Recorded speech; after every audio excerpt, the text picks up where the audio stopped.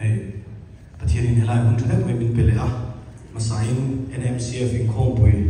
le tin jubilee long to local song song tel li su Krista pin chi bai ka bu vele chewa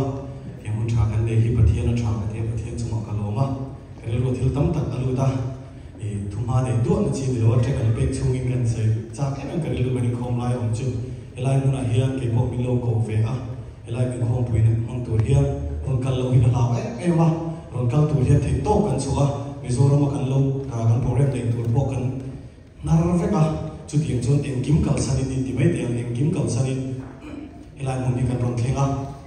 chu tiang che chon nan ni bo event ko na teng helai mun ni khen yen karinga har sa takin in khen karinga har sa kan bel trak trak kan khen ni van hian min ko wa van citizen ni tur hian van hian min ko wa chu tak chon ol sam takin ka dual pa ti hian van citizen ni thei nei lal ol sam tu cross up min lo pe a avan lu tak em o hi ga ngai tua ke ni ang chung ko dai kil karami tu ria thlo lo po helai huna bin han dalal pan heti ram ro pu ya bin da kalom pui tak zet chewa kum som liam ti liam ta in khir chuan ti ani in mi bi karing lova voi ni lal pa hin khoi king chewa van lu tak em lal pa hi fak le choi moi tur mai kan lo ni ti alang chiang in ka ria he khovela hin thil ro pu oma thil lu oma ma se khovel ahin aral vek ni chu khovel ahin aral le man vek a he khovel thil lu zong zong te hi thil lu a lut na po hilal isu a bok ni ka ria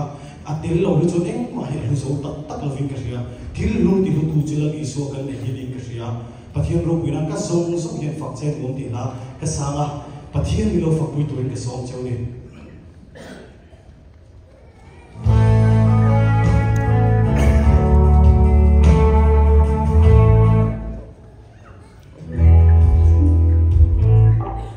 It's 10:28.